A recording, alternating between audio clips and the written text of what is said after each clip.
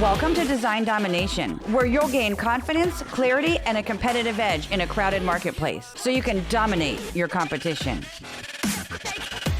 Hi, and thanks for tuning in. I'm Colleen Grotzer, and in this episode of Design Domination, I'm talking about the Adobe and Figma deal. Stick around to get all the details and find out what this means for you as a designer. Now, you probably heard last year about this Adobe Figma deal. Well, last week, the whole thing was called off. So I'm here to give you the full scoop on this deal. But first, a little background about the two companies. Figma is a collaborative UX design tool for building websites and apps, and it was founded by Dylan Field and Evan Wallace in 2012. Adobe, on the other hand, has been around for 40 years and is the industry giant. Now, more than 65% of Figma users are non-designers. Okay, and that's unlike Adobe, whose main audience is designers. Figma has been Adobe XD's biggest competition. Figma commanded 77% of the UI design market in 2021, and that percentage only increased since then.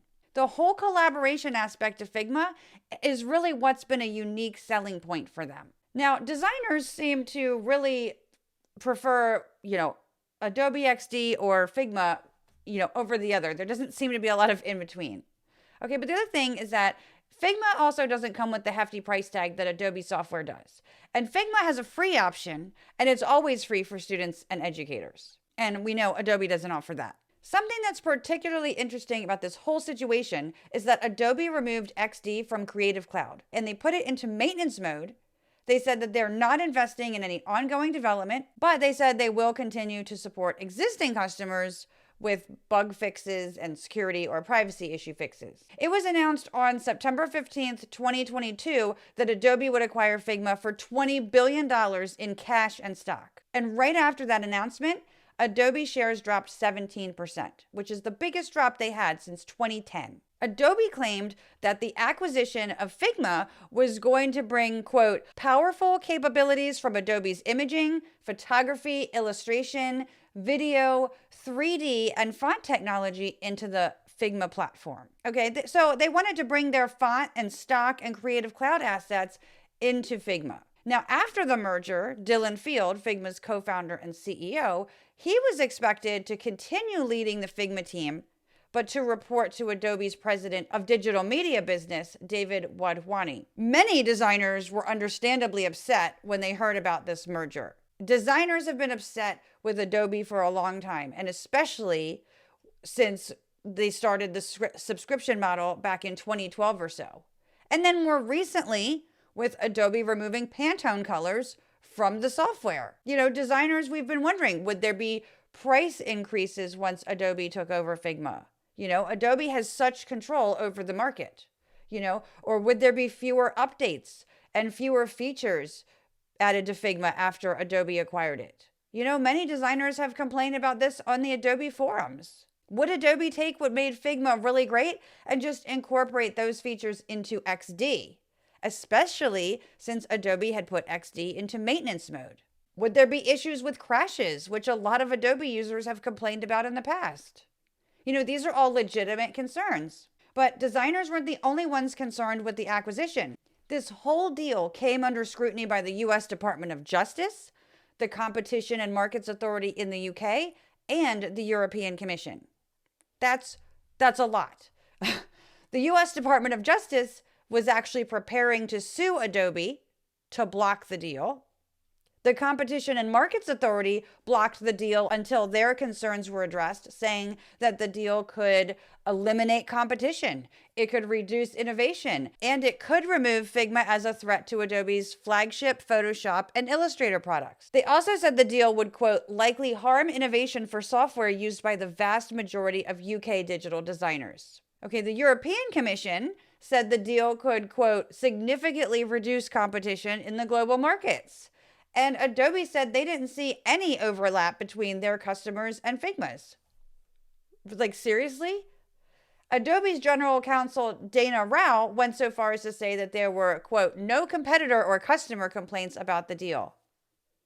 Where were they? Were they not reading comments online from designers? They're everywhere.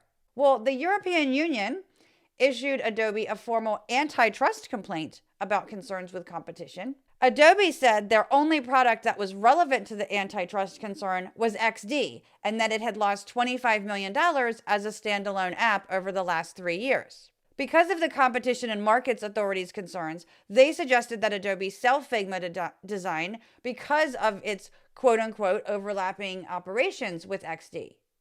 But that would defeat the whole purpose of the acquisition in the first place. Well, Adobe and Figma had until December 19th, 2023 to respond and prove that the merger would not harm competition in the future. Final decisions by the Competition and Markets Authority and the European Commission were supposed to be made in February of 2024. And Adobe and Figma were hoping to make this a done deal by the end of 2023. But because of all this controversy, they both decided to go ahead and kill the deals since they couldn't, quote, see a path toward regulatory approval. Now, as a result, Adobe is going to have to pay a termination fee of $1 billion to Figma.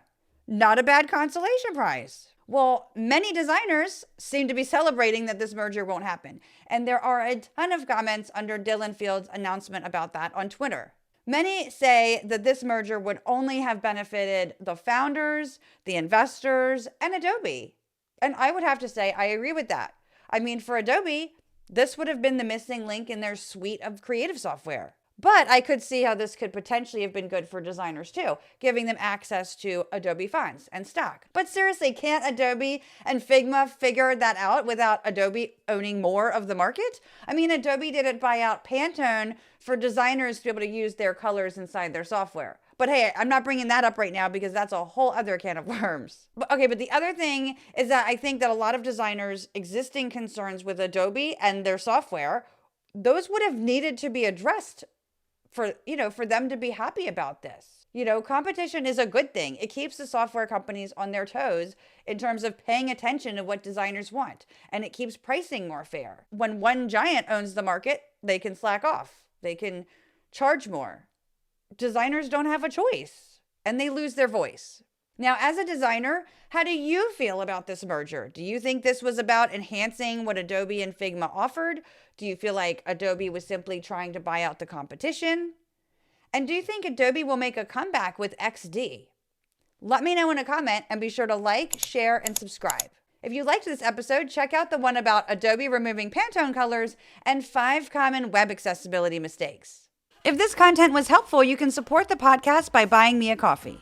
It might actually end up being a glass of wine or some tea, but you could go to buymeacoffee.com/creativeboost.